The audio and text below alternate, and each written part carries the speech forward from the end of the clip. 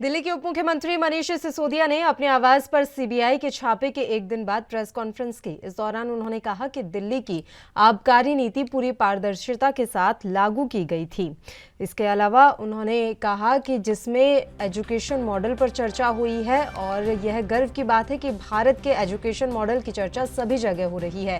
उन्होंने कहा कि खबर छपी तो ये मेरे साथ साथ दिल्ली के टीचर्स के लिए भी गर्व की बात है। कल मेरे घर सीबीआई ऑफिसर आए, मेरे ऑफिस भी गए। अभी बहुत अच्छे ऑफिसर्स हैं, उनको ऊपर से आदेश है, उसकी तामील वो कर रहे हैं। इसी के साथ सिसोदिया ने कहा कि जिस एक्साइज पॉलिसी के बारे में लगातार सवाल खड़े किए जा रहे हैं, मैं कहना चाहता हूं कि ये विश्व की सबसे अच्छी पॉलिसी है।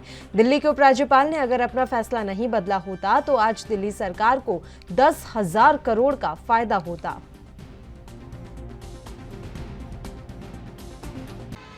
ये लोग कह रहे हैं कि इस पॉलिसी में बहुत बड़ा घोटाला हो गया। कल मैं मनोज तिवारी जी का एक प्रेस कॉन्फ्रेंस देखा मैंने।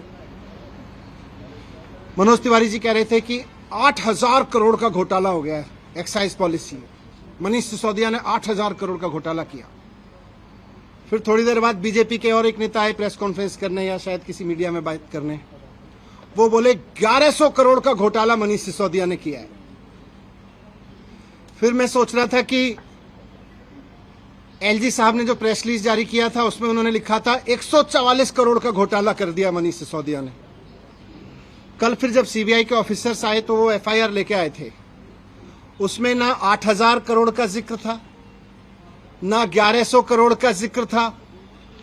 उसमें लिखा था सोर्सेज कह रहे हैं कि 1 करोड़ का घोटाला हुआ है। सोर्सेज कह रहे हैं कि 1 करोड़ का घोटाला हुआ है, ये सीबीआई की एफआईआर कह रही है। इसमें ना 144 करोड़ का जिक्र है, ना 11,000 करोड़ का जिक्र है, 1100 करोड़ का, ना 8,000 करोड़ का मनोज तिवारी जी वाला जिक्र है। मैं कह रहा हूं कि ये सब बकवास है। सच ये है कि मुद्दा शराब का घोटाला है ही नहीं। इनको शराब के किसी घोटाले की चिंता नहीं है, इनको घोटाले की चिंता नहीं है। अगर इनको शराब के घोटाले की चिंता होती तो गुजरात में हर साल 10,000 करोड़ रुपए की एक्साइज चोरी होती है। अगर शराब की एक्साइज की चोरी की अगर चिंता इनको होती, एक्साइज के घोटाले की इनको चिंता होती, तो आज ये सीबीआई का पूरा हेडक्वार्टर गुजरात में शिफ्ट करा देते 10,000 करोड़ का घोटाला रोकने के लिए। और यही लोग करवा रहे हैं, जो लोग सीबीआई को इंस्ट्रक्शंस दे रहे हैं ना, यही लोग गुजरात में 10,000 करोड़ रुपए की एक्साइज की चोरी कर रहे हैं। लेकिन इनको घोटाले की चिंता नहीं है। शराब की एक्साइज की पॉलिसी में हो रही चोरी की किसी की चिंता नहीं है, क्योंकि गुजरात में 10,000 करोड़ की चोरी हो रही है। वहां सीबीआई नहीं भेजते। अगर घोटाले की चिंता होती तो ईडी का दफ्तर वहां खुल जाता। शराब या एक्साइज की चोरी इनकी परेशानी है ही नहीं।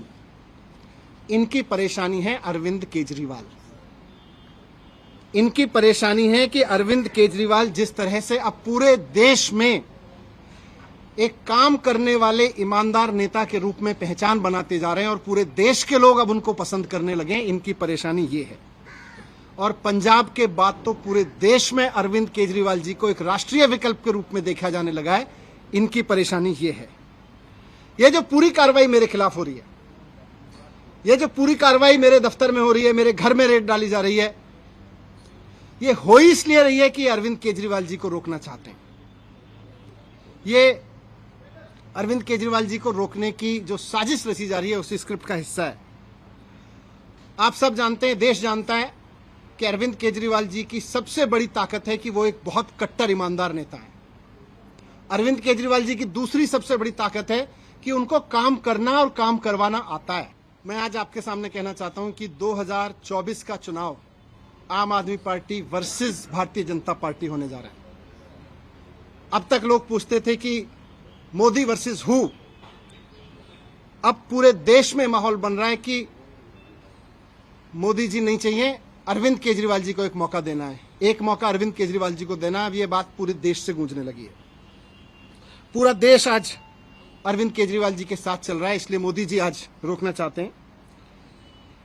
आज से 3-4 दिन के अंदर, हो सकता है आज कल परसों में, कभी भी ये सीबीआई ईडी भेज के मुझे भी गिरफ्तार कर लेंगे। नेताओं को भी गिरफ्तार कर लेंगे। लेकिन मैं कहना चाहता हूं कि हम भगत सिंह के फॉलोअर हैं। हम अपने आप को भगत सिंह की संतान मानते हैं। हम डरने वाले नहीं हैं तुम्हारी सीबीआई से, तुम्हारी ईडी से, तुम्हारे पैसे के आगे बिकने वाले नहीं है। हमको नहीं तोड़ पाओगे तुम, हमको नहीं झुका पाओगे। आज मैं कह रहा हूं, हम देश के लिए जान भी कुर्बान करेंगे, हम देश के लिए जेल भी जाएंगे, लेकिन लाखों बच्चों का भविष्य संवारना बंद नहीं करेंगे।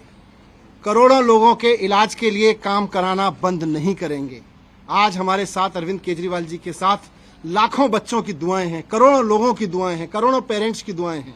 हम आपसे डरने वाले नहीं हैं। अगला चुनाव तो अब मोदी वर्सेस अरविंद